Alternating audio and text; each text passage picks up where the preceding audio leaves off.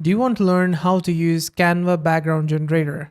In this video, I'm going to help solve your problem. So if you found this video helpful, don't forget to like, subscribe, and let's get to it. So here I've got these two examples. This is a single separate image without a background, and this one has a background. Now, what I'm going to first do is click on edit, click on the first image here, and click on edit. Now in Magic Studio, you're going to find BG generator. This is a new feature that they just came out with, and you can generate different backgrounds with it, and it's going to automatically detect your subject that it needs to keep, and it's going to remove the background from it, and then it's going to add a new background with AI. Also, you can relight your subject so that it matches the lighting and everything with the background. So I'm going to click on the BG generator. So we're going to click on Inspire Me, and it's going to give us this, a tropical scene with palm trees at sunset with a pink and orange sky. Let's click on Generate and let's check it out, what it generates. So here we have got our 4 options that we can choose from. So we can click and choose from these options. Now, the one good thing about this is that you can relight your subject. Now you're going to ask, what if we just remove the background and add a photo behind it? Yes, you can do that. But with this feature, you can relight your subject as well. So it's going to take into account the subject. I can do a balanced relight or a maximum relight. So with maximum relight, it's going to fully adapt to scene. And with the balanced relight, it's going to fit to scene subtly. So if I click on this, you can see the change.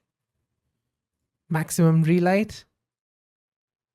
And I think the balanced relight is the best option here. So I'm going to click on it and click on done. So that's how it works. And I was testing it out, and I found out that with a single object like this, which doesn't have a background in it, it doesn't work. So what you need to do is first you need to export this scene. So share and export the scene, current page, make sure that it's transparent background, and then download it. And then you need to import it into the uploads folder. Now let's click it and add it to our page 2. It's going to delete this one. Now, if I click on edit, I will be able to use the background generator. And there you go. This looks so good. And I can change between these 4 generations. This one looks the best.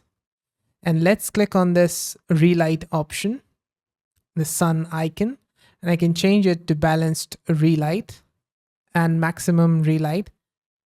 Okay. Again, the balanced relight is much better. Even the none is better for this one. But let's just keep at balanced relight.